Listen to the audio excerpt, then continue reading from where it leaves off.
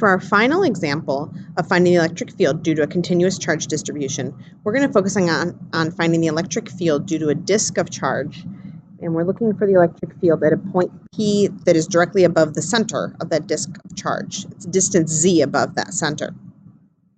So we know our first step is to choose a tiny little piece of charge dq, but one thing that's going to be different here is we're going to play off some symmetry. So instead of choosing a little piece of charge dq that would act like a particle, we're actually going to choose a little piece of charge dq that is a ring of charge. We're doing that because we already know what the electric field of a ring of charge looks like. And it's a lot easier here, to add up all the individual rings than it would be to add up a whole bunch of little particles that are on this disk. So let's first think back to what we've already derived, which is the electric field due to a ring of charge.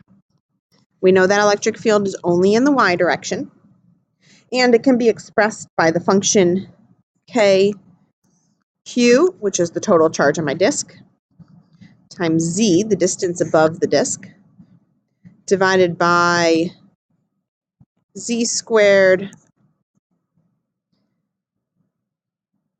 plus r squared. Now in this case, I'm going to use a little r because you'll notice on my diagram here that little r is the radius of my ring as opposed to big R being the radius of my disk. And then it's that quantity raised to the 3/2 power. Okay, so since we're dealing with a little bit of charge, with a little bit of field that little bit of charge creates, would be expressed as kz dq, since it's only a little bit of charge, divided by z squared plus r squared to the 3/2 power. And of course, we also want to think about the direction here. And the direction of this field is straight up. We know that it's only a y component of the field. And so we don't have to think about things canceling out because each piece of charge dq produces a field dE that is only in the y direction. So our next step we know is to add things up. We add things up by using an integral. So we have the integral of kz dq divided by z squared plus r squared to the 3/2. Now, just as we've done before, we need to make sure that all of our constants get pulled out of our integral and anything that's a variable that we really only have one thing varying in our equation here. So I know k is a constant. I know z is a constant. That would be the same for every ring. However, I cannot pull out what's in my denominator.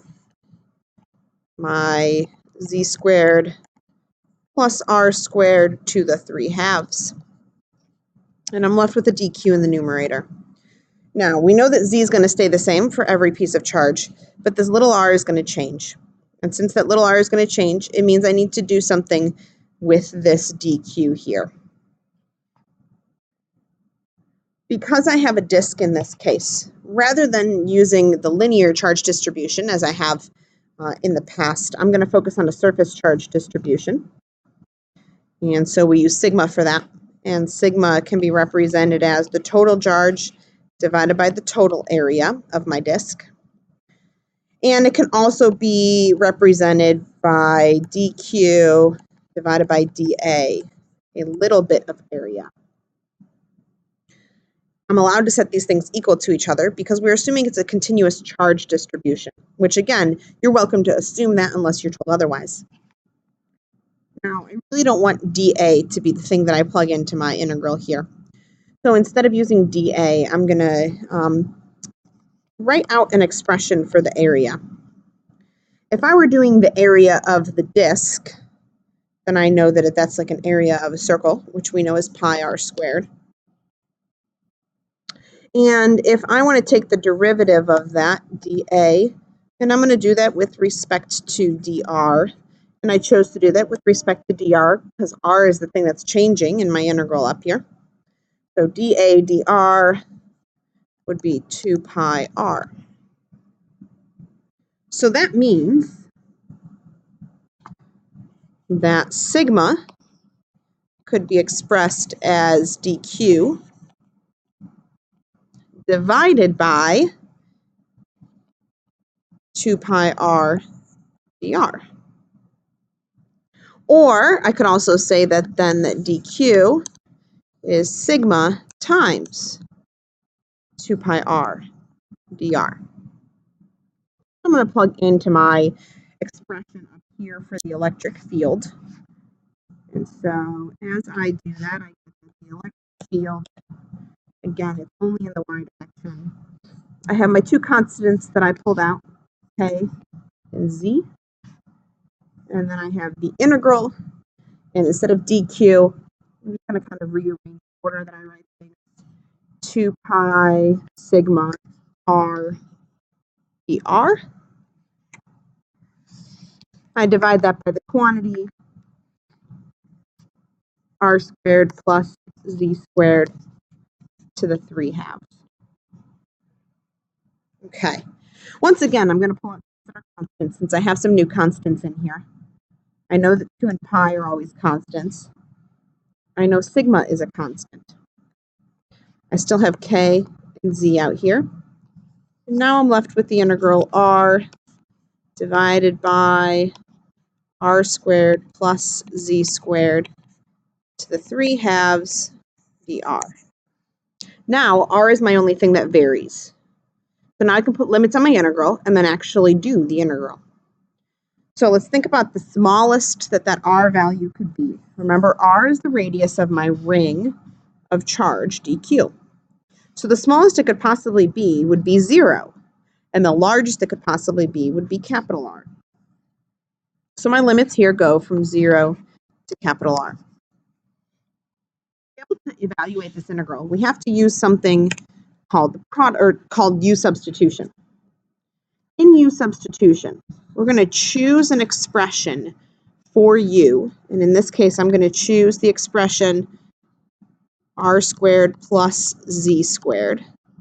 And then I find the derivative of that expression. In this case, I'm going to do the derivative with respect to r, and I know to do that because dr is what's in my function here.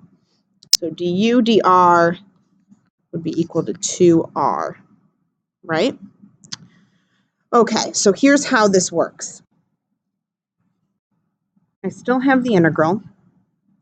Now my denominator is u to the 3/2. And you'll notice that the numerator, kind of what's left, is an r dr, right?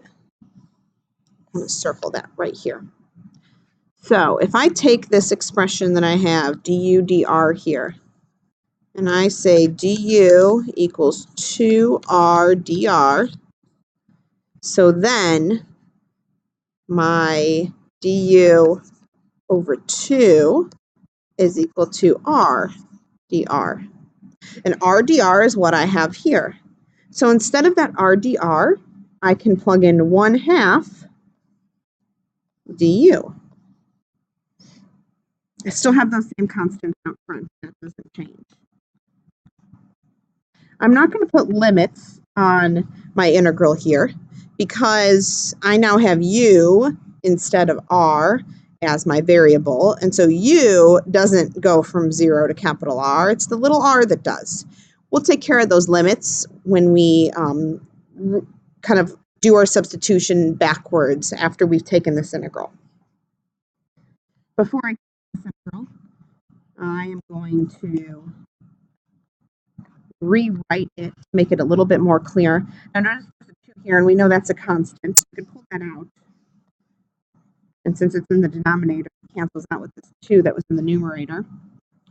And then I have the integral of u to the negative 3/2 du. I'm allowed to say that that's a negative 3/2 since it was in the denominator. This is now an integral that we know how to take. We still have pi, sigma, k, z. And then we have, remember that we add 1. And so when you add 1 here, you get negative 1/2. and that's in the denominator. And in the numerator, I have u to the negative 1/2, right? Okay, so cleaning that up a little bit, because we know that we don't love having fractions in a denominator. I could write that as negative 2 pi sigma k z, and then it's times u to the negative 1/2. Now, another way of saying u to the negative 1/2 is 1 over the square root of u. Now I kind of get to undo that substitution. In other words, while I still have all my constants, I'm going to plug back in what u was equal to. Remember, we set u to be r squared plus z squared. So I have the square root of r squared plus z squared here. And now I'll put my limits in. We go from 0 to capital R. So I plug in my limits next.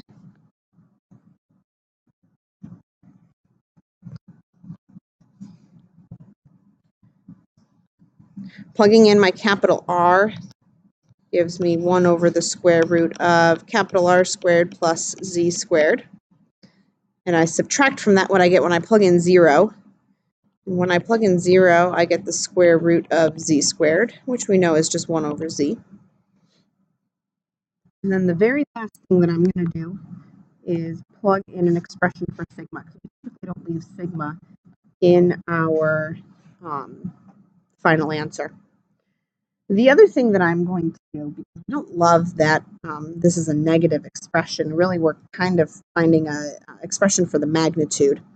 But if you take a look at what I have in parentheses here, this 1 over z is going to be a larger number than this 1 over the square root of r squared plus z squared. And so I could flip those two, because this is going to give me a negative value, and kind of multiply everything by negative 1. And then I would end up with getting rid of my negative sign out here and having these two flipped in order. Now, when I plug back in for sigma, I plug in q over the area. And remember that we said that the area was pi capital R squared, again being the area of a disk. And I have 1 over z minus 1 over the square root of r squared plus z squared. Canceling out things that are the same in the numerator and the denominator, and kind of rearranging a few things will give us an expression that'll be what you'll find in many textbooks, which is 2kq over r squared. And then many times that z is distributed. You don't really have to do that, but a lot of people do. And if that's the case, this would be written as 1 minus z divided by rad r squared plus z squared. And the reason many times that's distributed, in other words, the reason that we write it as 1 minus an expression rather than 1 over z minus 1 over rad r squared plus z squared, is because this lets us think a little bit about what happens when z becomes very, very small or when z becomes very, very large.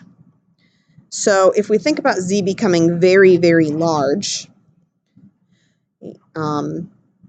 if that were the case, then it wouldn't really matter that we're adding an r squared to z. And so I'd end up with the square root of z squared in the denominator, which we know is just z. So I'd have z over z, which is 1. Then I have 1 minus 1, which is 0. So the electric field goes to 0, which makes perfect sense. If z becomes really, really small, so this term becomes extremely small, because I'd have a really small number divided by something that's fairly large with an r squared there, then I basically have 1 minus 0. And so the electric field, it's kind of its limit would be 2kq over r squared. And that would be the electric field if we were extremely, extremely close to that disk, or at least if Z is significantly smaller than R.